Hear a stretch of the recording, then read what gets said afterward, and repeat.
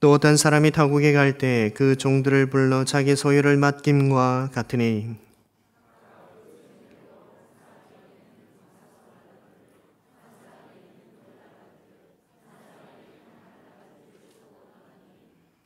다섯 달란트 받은 자는 바로 가서 그것으로 장사하여 또 다섯 달란트를 남기고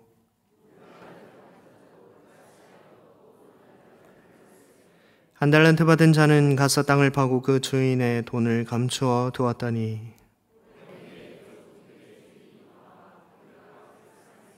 다섯 달란트 받았던 자는 다섯 달란트를 더 가지고 와서 이르되 주인이여 내게 다섯 달란트를 주셨는데 보소서 내가 또 다섯 달란트를 남겼나이다.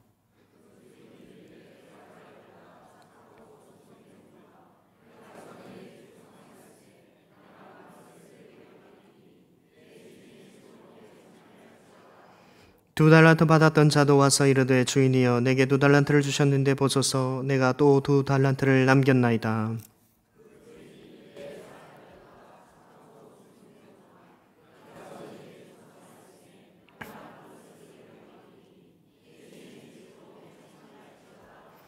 한 달란트 받았던 자는 와서 이르되 주인이여 당신은 굳은 사람이라 심지 않은 데서 거두고 해치지 않은 데서 모으는 줄을 내가 알았으므로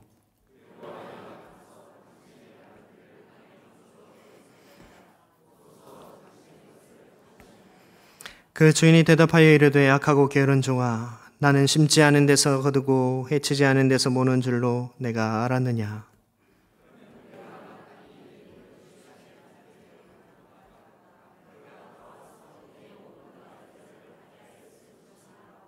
그에게서 그 한 달란트를 빼앗아 열 달란트 가진 자에게 주라.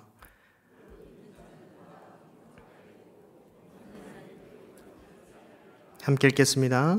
이 무익한 종을 바깥 어두운 데로 내쫓으라. 거기서 슬피 울며 이를 갈리라 하니라. 아멘. 오늘 하나님의 말씀을 우리가 읽었는데 너무나 잘 알고 있는 달란트 비유입니다.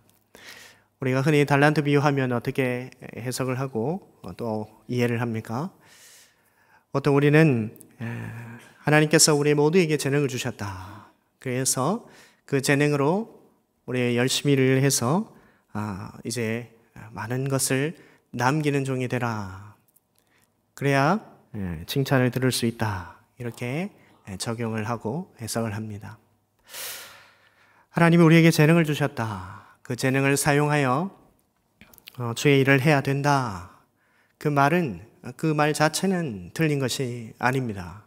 우리 모두에게 하나님은 재능을 주셨고 그 재능 따라서 우리는 하나님을 섬기고 교회를 섬기고 또 성도를 섬겨야 되겠죠. 그 말은 맞습니다. 그러나 오늘 이 비유가 정말로 그것을 말하느냐? 그것은 조금 다른 문제입니다. 비유에서 재능을 묵혀둔 사람, 한 달란트 받은 사람, 땅에 묻어놓은 사람은 어떻게 되었는가? 끝절에 보면 바깥 어두운 데 쫓겨 슬피 울며 이를 간다라고 되어 있습니다. 그럼 이 말씀대로 우리가 이해하는 식으로 해석을 하면 우리가 받은 재능을 가지고 일을 하지 않고 게으르겠고 남기는 것이 없는 사람은 바깥 어두운 데 내어 쫓겨서 이를 갈게 된다. 한마디로 지옥 가게 된다. 그렇게 해석을 할 수 있겠죠. 과연 맞습니까? 만약에 그렇게 이해를 하게 된다면 우리는 행미 구원을 이야기하는 것이 되는 것입니다. 우리가 뭔가를 해서 남겨야 칭찬을 듣는다. 구원을 받는다. 우리가 알고 있는 구원관과 조금 많이 다르죠. 자, 그렇다면 우리가 이 달란트 비유를 어떻게 이해해야 되는가를 우리가 오늘 하나씩 살펴보고자 합니다.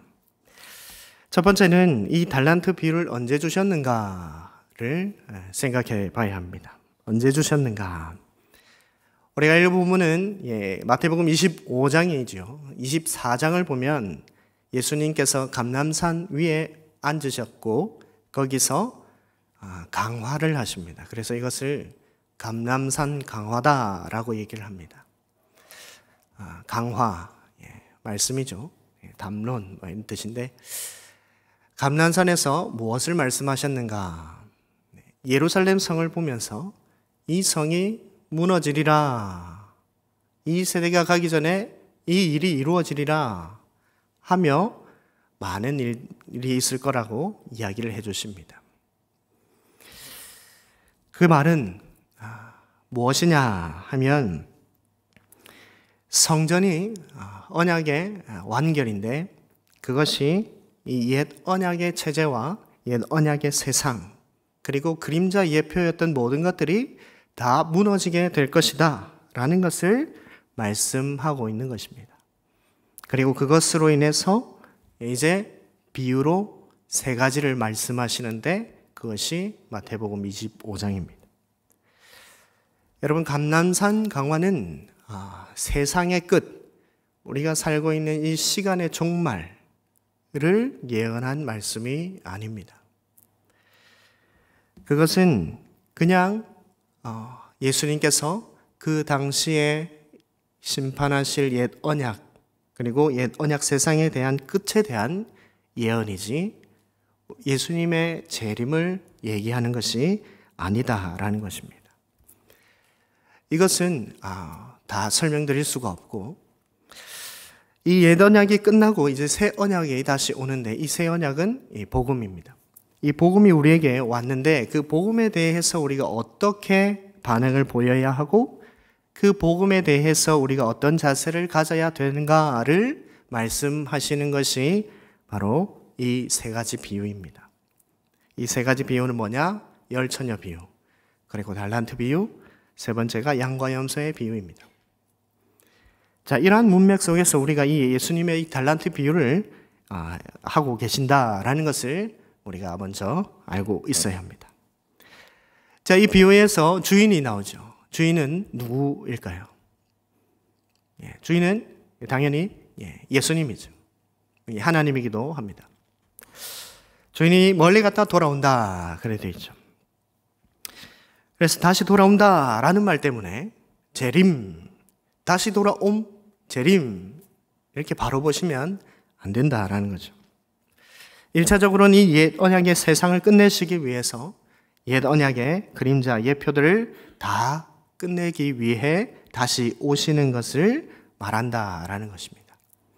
그렇다고 해서 재림이 없다라는 말은 아닙니다. 예수님은 이 세상 끝에 분명히 최후 재림을 하시죠. 그러나 오늘 이 말씀, 오늘 이 본문의 말씀은 다시 오신다라는 말이 이 예언하신 이 성전이 파괴되고 옛 성전의 파괴로 인해서 옛 언약이 이제 끝이고 새 언약이 시작된다라는 것을 말씀하시는 그 종말, 그 마지막 때를 말씀하고 있다라는 겁니다. 자, 종은 누구냐? 종은 성경에서 굉장히 많이 나오죠. 종은 너무 많이 나오기 때문에 바로 우리는 이해를 할 수 있습니다. 사역자들이죠.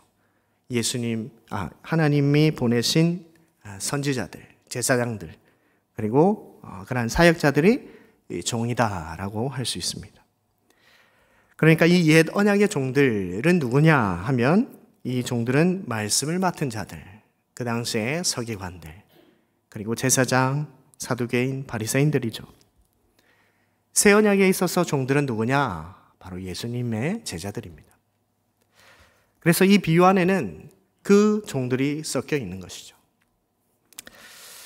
옛 언약이 완전히 끝나고 이제 새 언약이 완성되는 이 때에, 이제 이 마지막 때에 주인이 오시는데 어떠한 자세를 취해야 하는가, 어떠한 태도를 취해야 되는가를 이 비유로 말씀해 주고 있다라는 것입니다. 자, 그러면 두 번째로 달란트가 무엇인가라는 것에 대해서 우리가 또 이야기를 해봐야 되겠죠. 많은 분들이 달란트라는 단어에서 영어 탤런트가 나왔다라고 얘기를 합니다. 탤런트는 재능이죠. 그런데 하나님께서 종들에게 재능을 주셨다, 이렇게 해석을 합니다. 그런데 여러분, 영어 이 탤런트는 사실은 15세기에 나온 말입니다. 여기에 나오는 이 탈란톤이라는 헬라어는 1세기에 쓰인 단어이죠. 이 탈란톤은 재능이라는 단어의 뜻이 하나도 없습니다. 이 탈란톤은 그냥 무게단위입니다. 무게단위. 금 한 달란트 이렇게 얘기하듯이 우리 쌀 한 가마, 고기 돼지고기 한 근 하듯이 이게 무게 단위가 그냥 달란트입니다. 탈란톤입니다. 그래서 이것을 무게 단위인데 이것을 15세기에 나온 탤런트를 가지고 1세기에 끌어와서 그것을 적용한다라는 것은 시대의 착오적인 오류를 범한다라는 것이죠. 또 이 주인이 종들에게 달란트를 나눠주면서 뭐라고 얘기하느냐? 오늘 말씀을 보면 각각 그 재능대로 달란트를 나눠줬다라고 되어 있거든요. 자, 우리가 달란트를 재능으로 해석하면 각각 그 재능대로 재능을 줬다라는 말이 되는 거죠. 그러면 말이 안 맞는 거죠. 이상하죠. 그죠? 재능대로 재능을 줬다. 여기에 재능은 두나미스라는 단어입니다. 힘, 역량, 그런 뜻이죠. 그들이 가지고 있는 힘대로, 그들이 가지고 있는 역량, 능력대로 달란트를 줬다라는 말이죠. 그래서 이 달란트가 뭐냐? 달란트는 바로 복음을 말하는 것입니다. 여러분, 달란트가 주인의 것이죠. 그런데 이 주인이 주인의 것을 지금 종들에게 나눠주고 있습니다. 그 종들에게 맡기고 있죠. 그런데 이 비유가 무슨 비유라 했냐면 천국 비유라 그렇게 말씀하고 시작을 하고 있거든요. 이 마태복음 25장에 나오는 세 가지의 비유가 다 천국 비유입니다. 주인이 종들에게 천국의 비밀, 이 복음을 지금 종들에게 나누어주고 있는 것이죠. 여러분, 마태복음 13장에도 천국은 마치 밭에 감추어진 보화라라고 얘기를 합니다. 여기서도 천국 복음을 보화로 비유를 했습니다. 오늘 이 본문에서는 금 5달란트, 금 2달란트, 금 1달란트, 보화로 비유를 하고 있는 것이죠. 그래서 이 보화, 이 금 달란트는 복음이다라고 말할 수 있습니다. 여러분, 천국의 복음, 천국의 비밀이 뭔가? 예수 그리스도께서 이 모든 예표를 다 이루시는 분이다. 예수 그리스도 안에 있는 자는 구원을 받는다. 하나님의 백성이 된다. 하나님께서 약속하신 것들을 예수님이 이루신다라는 것이 천국의 비밀이죠. 오실 그분이다. 예수님은 오실 그분이다. 메시아다라는 것이 복음입니다. 우리가 예수님을 믿고 영접하고 그 예수 그리스도 안에 거하는 자가 하나님의 백성이 되어 하나님께 나아갈 수 있고 하나님과 교제할 수 있다라는 것이 이 복음의 핵심이죠. 그 비밀을 이제 이 복음을 종들에게, 제자들에게 나누어주고 있다라는 말입니다. 세 번째로 장사했다라고 되어 있습니다. 그리고 장사했다는 말은 무엇인가? 그리고 남겼다는 말은 무엇인가? 여기 장사했다라는 말은 그 단어를 의역한 것입니다. 에르가조마이라는 말은 일한다라는 말입니다. 일을 했다. 에르곤, 일에 대해서 나온 말입니다. 이 받은 달란트로 일을 했다라는 말이죠. 5달란트 받은 자, 2달란트 받은 자가 받아서 나가 일을 했다라는 것이죠. 자, 무슨 일을 했을까?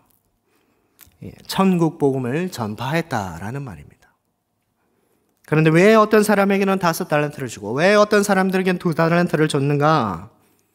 이것이 바로 그들의 능력을 따라서, 두나미스를 따라서 준 거죠.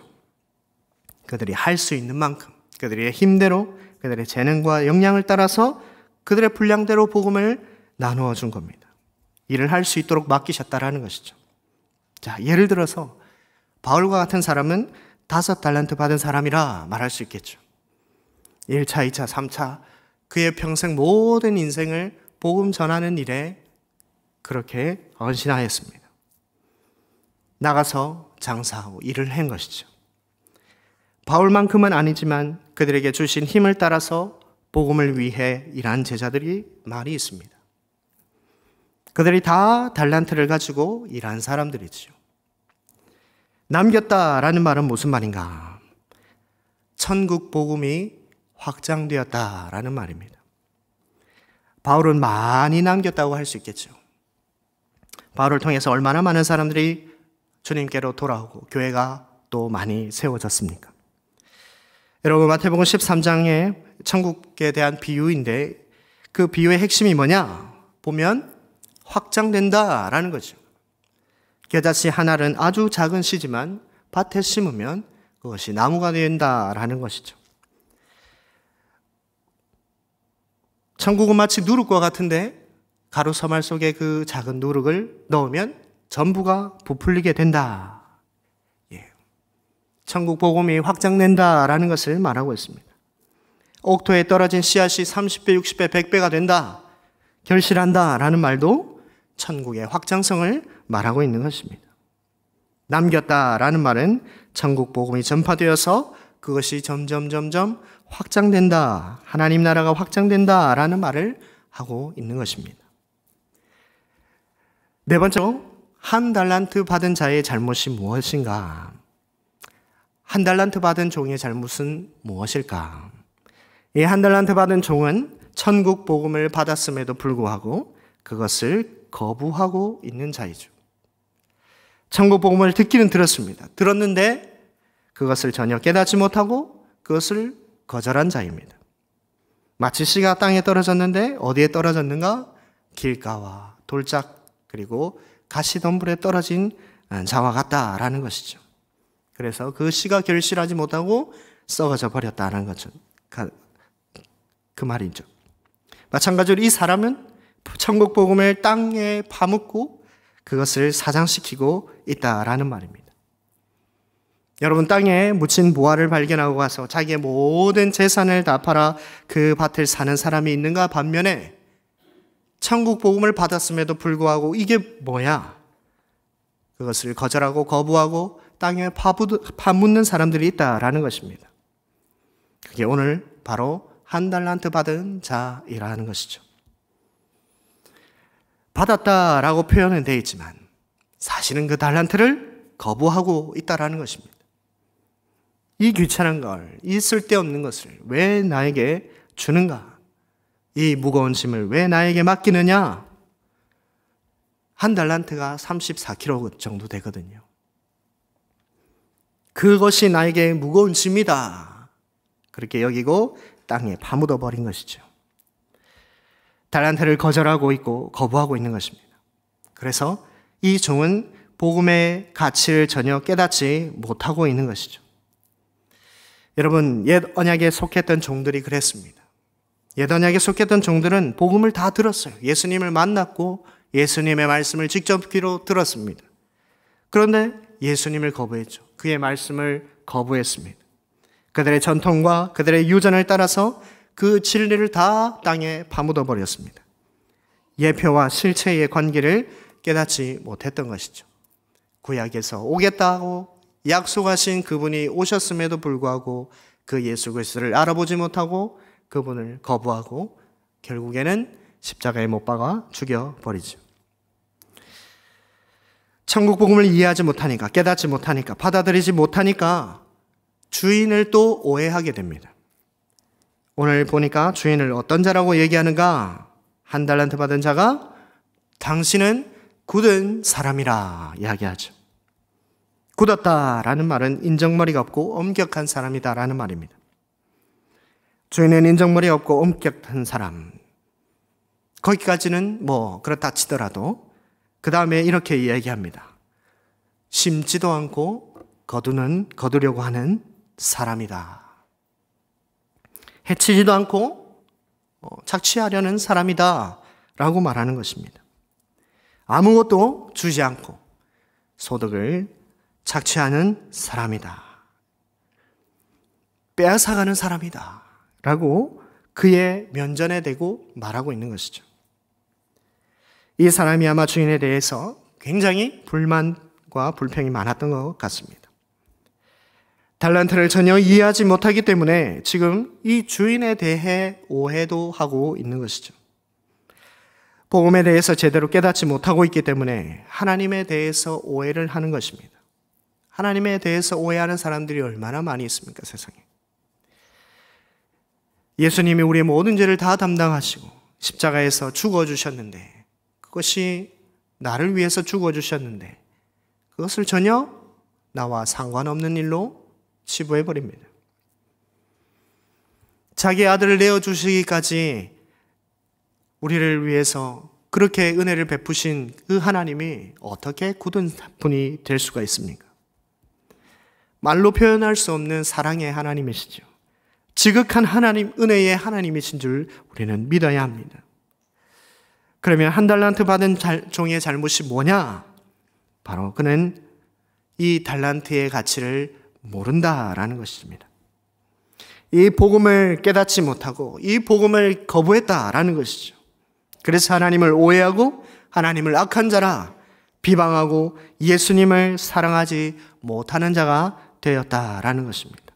이게 한 달란트 받은 자의 잘못인 것이죠.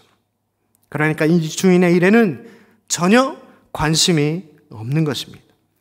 주인의 일에는 한 달란트 그대로 가지고 와서, 자, 당신의 것이니 가져가시오, 당신의 것이니 다 받으시오 라고 주인에게 다시 돌려주는 것이죠. 주인이 주신 것에 대해서 거부하는 것입니다. 그 말은 주인을 거부한다라는 것입니다. 주인의 즐거움에 참여할 마음이 없습니다. 전혀 관심이 없는 사람이죠. 왜요? 달란트의 가치를 전혀 모르기 때문입니다. 주인의 사랑을 전혀 믿지 못하고 받지 않기 때문입니다. 결국 이 사람은 복음을 대적하는 사람이 되고 반대하는 사람이 되고 하나님을 거부하는 사람인 것이죠. 그가 지옥 형벌을 받는 것은 너무나도 당연한 것입니다. 자, 그러면 다섯째로 이 달란트 비유를 우리에게는 어떻게 적용할 수 있겠습니까? 달란트를 받은 종은 1차적으로는 1세기의 당시에 하나님 나라를 맡았던 종들이죠. 사역자들입니다. 옛 언약과 새 언약에 속한 종들, 사역자들입니다. 이 한 달란트 받은 종은 복음을 들었음에도 불구하고 그것을 거부하고 거절했던 옛 언약의 종교 지도자들이었던 모습이죠. 2달란트와 5달란트 받은 종은 복음을 듣고 그것을 기뻐하여서 복음을 전파하고 그 복음 전하는 일을 감당했던 새 언약의 제자들의 모습을 보여주고 있다라는 것입니다. 자, 우리가 이제 이러한 이해 위에서 2차적으로 이 본문을 우리에게 적용할 수가 있는 것입니다. 여러분, 복음에 대해서 우리의 태도는 어떻습니까? 여러분은 이 복음을 제대로 깨닫고 있습니까? 또 우리는 이 하나님에 대해서 어떤 이해를 가지고 있습니까? 하나님에 대해서 어떤 태도를 취하고 있으십니까? 여러분의 삶을 돌아보셔야 합니다. 하나님이 굳은 분인지, 인정머리가 없고 냉정하고 엄한 분이신지, 그렇게 하나님을 대하고 있는 것은 아닌지, 그분은 우리를 위해서 모든 것을 다 주시려고 하는 분이시죠. 자기 아들을 우리에게 주시는 그 분이 못 주실 것이 또 무엇이겠습니까? 자녀를 위해서 가장 좋은 것을 주실 수 있는, 주시고 싶어하는 아버지의 모습이 바로 하나님의 모습인 줄 믿습니다. 그러니 우리가 하나님께 대해 감사하고 감격하고 하나님을 사랑할 수밖에 없는 것이 당연한 것이죠. 그게 바로 하나님에 대한 바른 이해이고 주인에 대해 바른 이해입니다. 여러분, 또 하나님께서 우리에게 주신 이 복음의 가치를 우리에게 제대로 이해를 해야 합니다. 여러분, 예수 그리스도께서 그로 말미암아 우리에게 주신 이 대속의 은혜, 구원의 은혜가 얼마나 귀하고 얼마나 값진 것인지를 여러분들은 깨닫고 있습니까? 아니, 믿고 있습니까? 밭에 감추인 보화와 같이 그것을 얻을 수만 있다면 나의 모든 것을 다 팔아서라도 그것을 얻고자 하십니까? 아무도 대답을 안 하시죠. 예. 나의 전 재산을 다 팔아서라도 내 영혼의 구원을 위해서 그것을 얻고자 그만한 가치를 생각하고 손해를 볼 수 있습니까? 복음으로 나의 영혼이 구원을 받을 수 있다면 이 땅에서 그 어떤 고난도 나는 달게 받겠습니다 말할 수 있습니까? 내 건강을 잃어도 복음을 얻을 수만 있다면 그것을 당연히 하나님 앞에 드릴 수 있습니까? 여러분은 복음을 얼마나 가치 있는 것으로 여깁니까?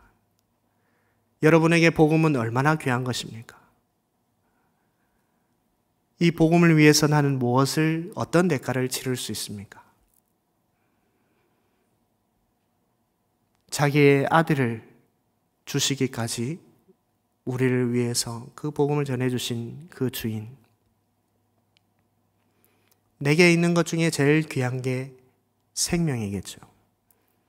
내 생명보다 더 귀한 것이 뭐가 있겠습니까? 그런데 이 생명과 예수님의 생명을 비교할 수가 있을까요? 온 인류의 생명을 합쳐도 예수 그리스도 그 한 분의 생명과 비교할 수가 없는 것이죠. 그런데 나를 위해서 예수 그리스도의 그 생명을 하나님이 내어주셨다라는 것이죠. 이 귀하고 값진 말할 수 없는 사랑의 이 복음을 내가 얻을 수 있다면 여러분들은 무엇을 내어놓을 수 있습니까? 복음을 위해서 핍박을 받을 수 있습니까? 복음을 위해서 조롱받을 수 있습니까? 복음을 위해서 손해를 당할 수 있습니까? 여러분들의 삶에 그러한 핍박이 조금 있고 누군가가 조롱하고 누군가가 이야기하고 누군가가 손해를 끼친다고 했을 때 여러분들의 반응은 어떻습니까? 복음의 은혜에 대해서, 구원의 은혜에 대해서 이것이 얼마나 값진 것이고 얼마나 대단한 것인지 깨닫는다면 밭에 감추인 보화를 발견한 사람처럼 그렇게 행동을 하는 것이 당연한 것입니다.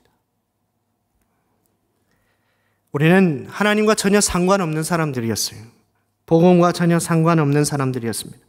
하나님의 백성도 아니었고 이방인이고 하나님을 알지도 못했고 알 수도 없었고 하나님의 사랑을 받을 자격이 조금도 없는 사람들이었습니다.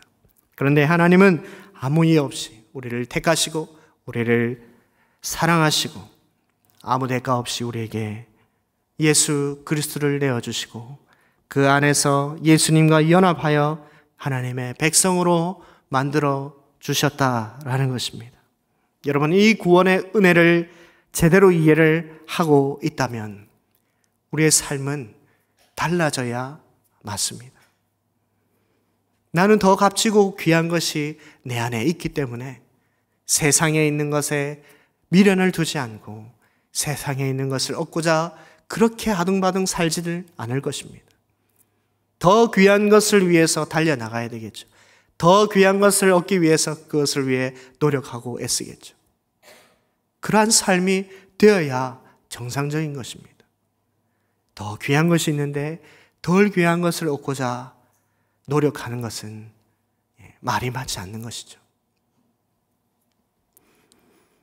이 사실을 깨달은 사람이 너무 기뻐서 이 달란트가 너무너무 좋아서 너만 가질 수 있겠나 하고 다른 사람들에게도 이 소식을 전해야 되겠다.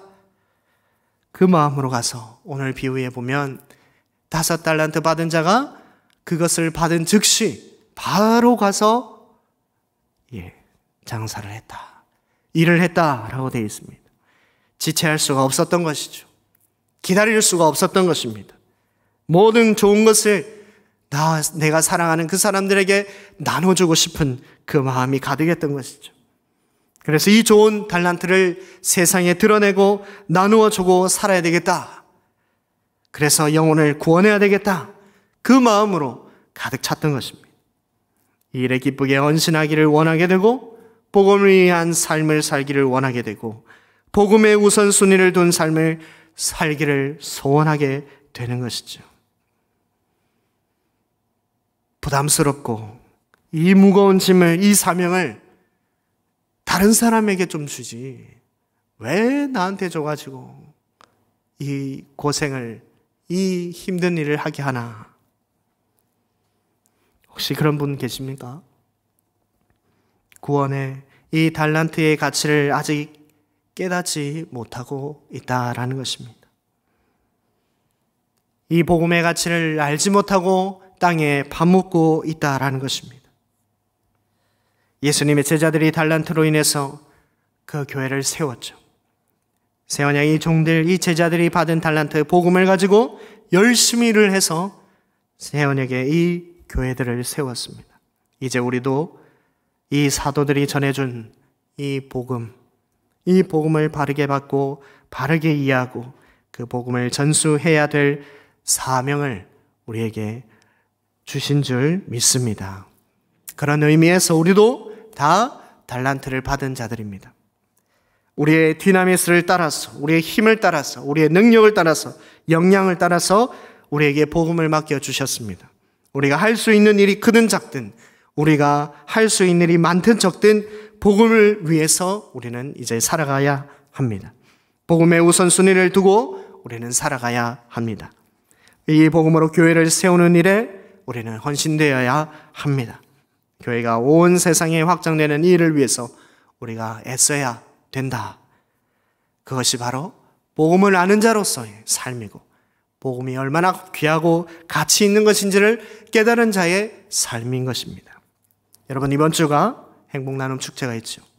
우리에게 맡겨주신 이 복음으로 달란트로 일을 하여서 많은 사람들에게 이 복음을 전하고 그들을 살려내는 이 한 주일이 되기를 소망합니다.